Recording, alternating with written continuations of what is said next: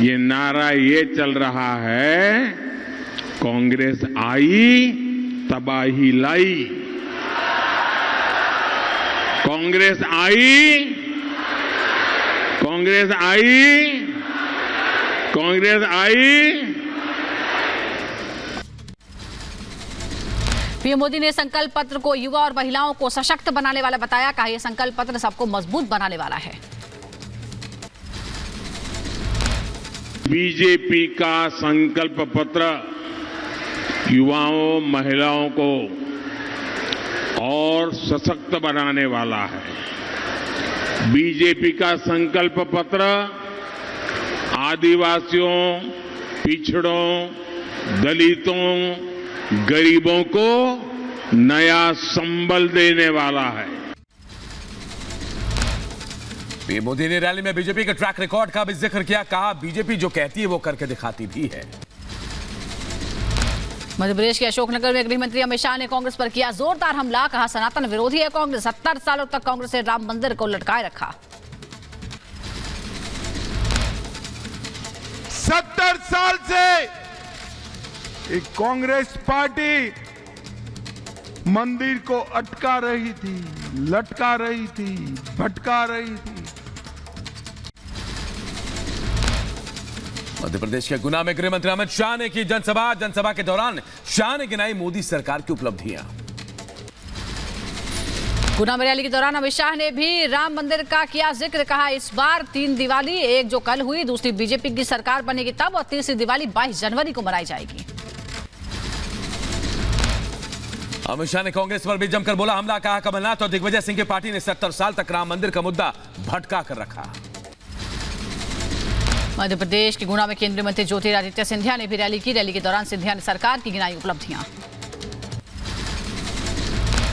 UP के एटा में traffic के यातायात नियमों का उल्लंघन करने वाले 190 वाहन चालकों का चला गया काटान। करीब 1,82,000 रुपए की वसूली की गई। यूपी के मथुरा में श्री द्वारकाधीश मंदिर में मनाई गई गोवर्धन पूजा। मंत्रोच्चार के साथ की गई पूजा अर्चना। अयोध्या में रामलला के प्राण प्रतिष्ठा को लेकर विश्व हिंदू परिषद का ऐलान। 10 करोड़ से ज्यादा परिवारों को निमंत्रण देने का ऐलान किया गया है। पलाश के मारेगांव में फिल्म टाइगर 3 की स्क्रीनिंग के दौरान सलमान खान के फैंस ने थिएटर में की आतिशबाजी। दर्शकों में मची भगदड़। सलमान बोले बिना किसी को खतरे में डाले फिल्म को करें एंजॉय। दिल्ली एनसीआर की हवा में फिर खुला जहर। दिवाली के बाद हवा की स्थिति गंभीर। जगह जगह फॉग मशीन का इस्तेमाल किया जा रहा है। दिल्ली में बढ़ते प्रदूषण को देखकर बीजेपी का आप सरकार पर हमला। हरीश खुराना ने कहा अपनी नाकामियां छिपाने के लिए गोपाल राय लगा रहे हैं आरोप। यूपी के बरेली जंक्शन पर अवध असम एक्सप्रेस में पटाखों से धमाका। तेज आवाज से ट्रेन में यात्रियों में भगदड़ मची। काफी मशक्कत के बाद कोच से उठ रही लपटों और धुएं पर काबू पाया गया। यूपी के देवरिया में शहीद एक्सप्रेस ट्रेन में फायर अलार्म बजने से यात्रियों में दहशत मच गई। कचरा जलने की वजह से ट्रेन में अचानक फायर अलार्म बज गया था। बिहार के सीतामढ़ी में पाइप फिटिंग की दुकान में लगी आग। फायर ब्रिगेड ने आग पर काबू पाया। दुकान में रखा लाखों का सामान जलकर खाक।